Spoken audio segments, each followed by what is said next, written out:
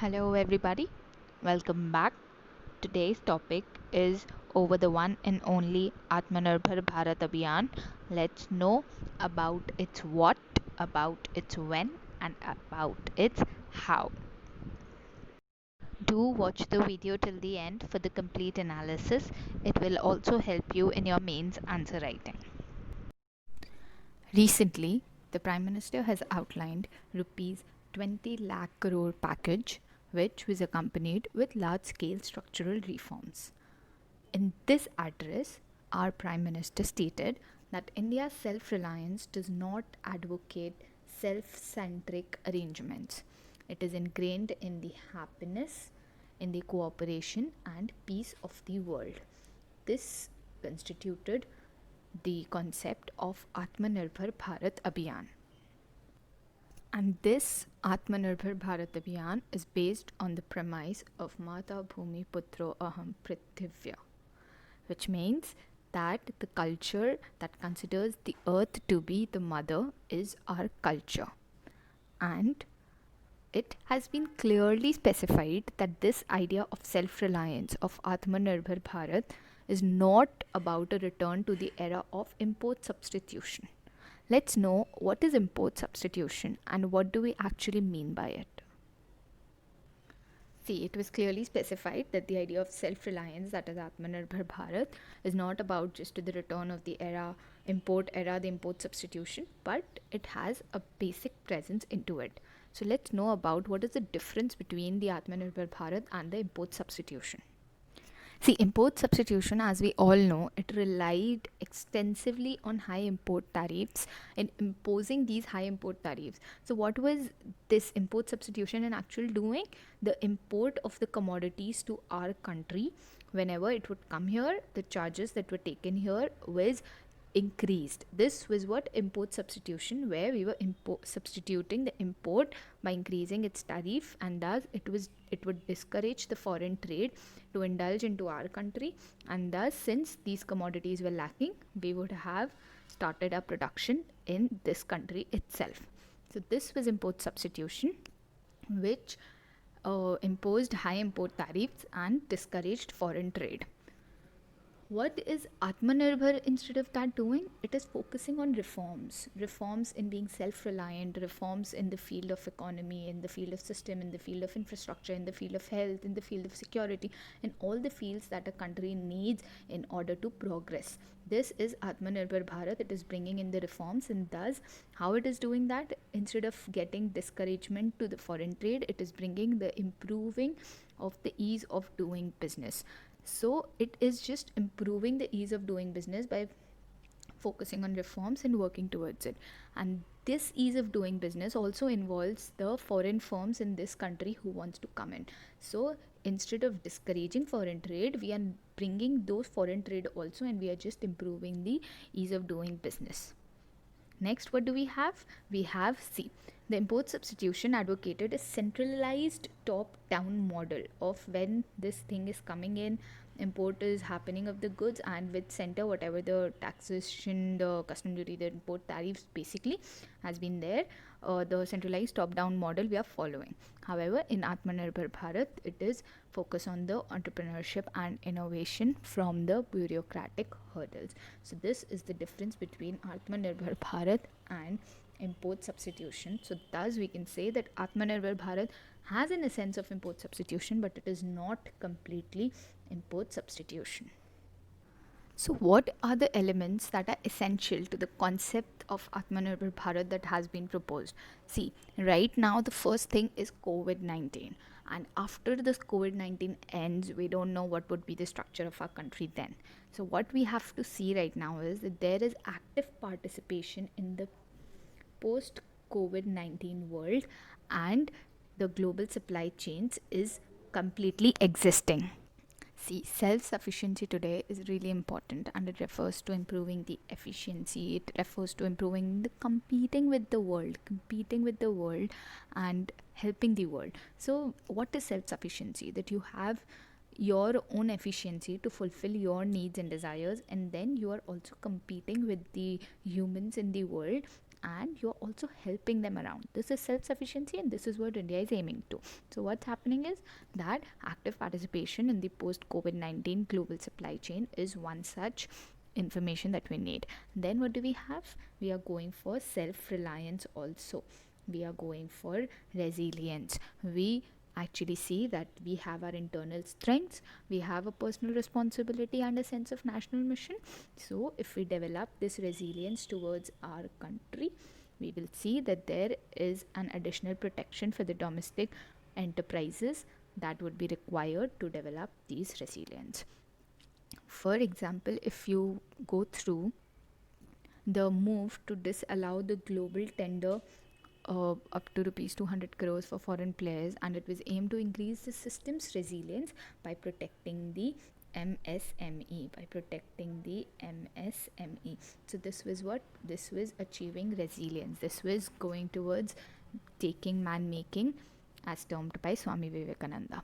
Then we also have decentralized localism. See, when you see that the scrapping of the ECA, the Essential Commodities Act, and the APMC system was done, it enabled the localized decision making by farmers, as they could also participate in the national common market.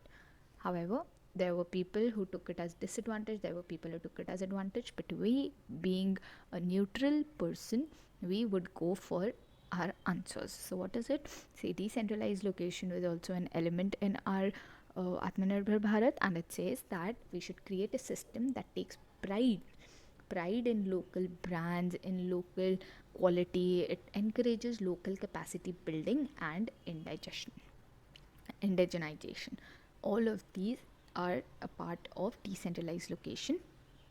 And the fourth would be the system of social trust. See, if we have a system where economic entities are expected to be self-reliant, and then they require a generalized system of social trust, and they should have the ability to enforce contracts, which in turn requires the reformation of the legal system. So once we have a social trust in the society, these people can come up with their caliber, with their ability, and thus a system of social trust is required. So what all did we see? We saw that the elements required is active participation, we need resilience, we need decentralized location, and we needed system of social trust, and all of these would help us in getting towards Atmanirbhar Bharat. But we should first know that why being Atmanirbhar is important. We can bring all these into us, we can actually implement all these quality, but why should we do that? What is the essence of Atmanirbhar is what we need to look into. See, when Atmanirbhar itself is bringing in the 5 pillars, we see it has 5 pillars here. So what could we see with the importance? See, the first thing is faster economic recovery. When we see the India's ability to recover from the effects of COVID-19, and we all know that the economic fallout has to worsen first, and thus our economic fallout depends on the domestic industries in the market, and if we actually focus to promote the Indian industries and make them competitive through reforms and government interventions, we can actually go ahead towards our economy recovery and can enhance the faster economy recovery. So we will see that in these 5 pillars only we can actually derive all the importance. So first was economic recovery, it is giving us faster economy recovery. Then is what? Then comes supply chain fragility. What is happening is, see, the countries all over the world are now looking at boosting domestic capabilities so that they can be able to absorb the future supply chain shocks. What's gonna happen is, see, right now everybody has reduced their demand. If you were initially if you loved wearing jewelries, or if you loved eating certain item that you couldn't live without, but right now COVID-19 has made you live without anything. So what's happening is the demand in the near future will fall down. For example, if you had certain job and right now you are not having that, or once this COVID-19 has ended, the purchasing power of people or the money in their hands will move down. So what will happen? Their demand will ultimately come down, and then if the demand is coming down, there might be supply chain fragility. And if in that case, see, if you have a lot of foreign markets, here, and then you also have domestic markets here. So now what's happening is, if there were 10 factories or 12 industries to give you certain commodity that you need here, if there were 10 or 12 of these, you would only need 50%. Now if you've reduced it to 20%, suppose your this of the belonging has reduced to this much, and you still have these 10 industries here. Now what's happening is, the supply has been there but the demand has reduced. So once if we start focusing on just having domestic ones, the foreign ones would already reduce, and if there were only 3 domestic ones, then these 3 will only be supplying, and thus the demand and supply would create its balance. And thus if we also focus on our demand, we can actually bring this supply chain fragility and can look into it. So this was our second point. So what is it? It is supply chain fragility. Then is what? Emergence of developmental gaps. See, we have actually depended on the external sector, to all the external sectors for a long time, and that has created a developmental gap in our economy. How? See, for example, our technological dependence on imports has negatively affected the level of our innovation and research and development. So what is happening? Our system in the research and development thing has gone down. Our infrastructure in making the setups and making the efficient technologies required has gone down. Why? Because it was easier for us to import technologies from outside, so we actually did not focus into this. So right now, Atmanirbhar, when it focuses on infrastructure and system, we can actually work towards emerging the developmental gaps that had been created. So this was our third point. Then is what? Then is the health and economic security. This is something which would initiate everything, vibrant demography and the economy. How? Because see, the fallout of COVID-19, dependency on any form of raw material and labor can give us a security crisis. How? For example, see, there was a time when the PPE kit was actually required, and that time the absence of adequate personal protective equipment, this was happening in the COVID-19 actually, when it actually came to our thing and it disrupted the demand supply of our economy. So but our Prime Minister said that yes, we have actually achieved this part. So how is it done? Why? Because the health and economy security has now to be kept first. Then what do we have? We see that the vibrant demography, again, we should have the geopolitical considerations. See, high dependence on other countries for resources that might affect the geological standing of our country.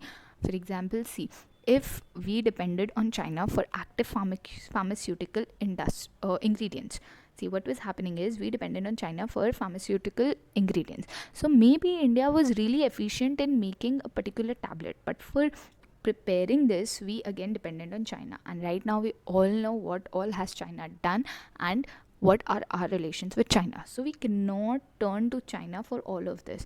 Now what's happening is that since our dependence on the geopolitical consideration has impacted us somewhere, and we had to figure out leave the solution to this. And thus it says that if we have a vibrant demography, we can actually not depend on China and can prepare it in our country by ourselves. So these were the importance that we had: the economic recovery, the supply chain fragility, the emergence of the development gaps that we were having, the health and economic security, and then we again had the geopolitical considerations. So this is somewhere in all of this we can actually relate the importance to. But now we need to see that how do we become Atmanirbhar. This is again the 5 pillars. How can we become? See, the Prime Minister has announced the stimulus, and to ensure that all facets of the economy are addressed, what are the 4 facets? See, land, labor, liquidity, laws. So it makes sure that Atmanirbhar is making sure that all 4 of these have been emphasized in this package. So what's happening? See, the first is economy. Economy is there. What is happening? We are emphasizing on the quantum jump that we have taken rather than the incremental change that has been happening. So this is first thing. Second pillar is our infrastructure that we all know. Third pillar is our system, and this system, special reference that we actually saw in the of importance, in the importance we saw the emergence of the developmental gaps, how by improving our technology we can actually reduce the imports. The same thing is here. The emphasis is made on the technology and the policies as part of this system. So this is a third pillar. Fourth pillar is our demography indeed, and fifth pillar is our demand, which I have explained. So this is what is, how do we become Atmanirbhar? What are the strategies? What are the 5 pillars of Atmanirbhar Bharat? And what do we have? Phases. See, how do we address all the sectors of economy in different parts?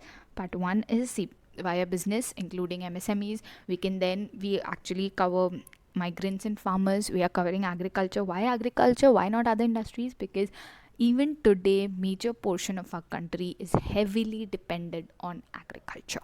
Then we have new horizons of growth. We can see to how is inclusive growth again taking place, and the government reforms and enablers. So this is what the package has tried to address, and the package has also shared the importance of preferring local products.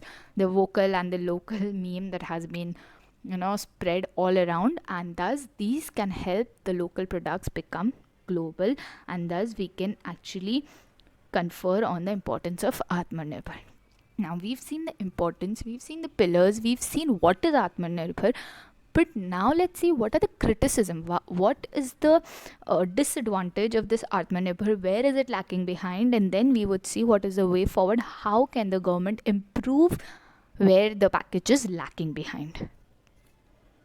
See, the first point in itself is that the package is criticized. That why? Because the government doesn't seem to be raising its total expenditure. We see that government has suggested for the financial year the spending that it would do, but far from the promised 10% of the GDP, only actual government expenditure, the actual one is just 1%.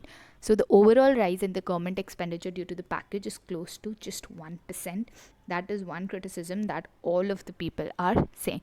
Then second thing is, like every new thing that comes up and says that the lack of immediate support is what is happening is that the economic package has lacked the immediate relief to cope with the current crisis. Why? Because it was just focusing on where to improve, not how to improve right now.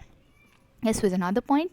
And the last is that we are having the exclusion of the structural reforms in the agricultural sector that we have. What's happening is that several reforms like the decentralized procurement of perishable commodities, and then the expansion of the rural jobs scheme that was there, and then your the efforts to protect the farmers' assets by basis, and the rural job schemes that was given, and to protect farmers by giving them seeds, fodder, fingerlings, and day-old chicks, they were argued to be more critical to help farmers survive the current crisis. So all it again goes back to the first point, to the second point, the immediate relief point that we had.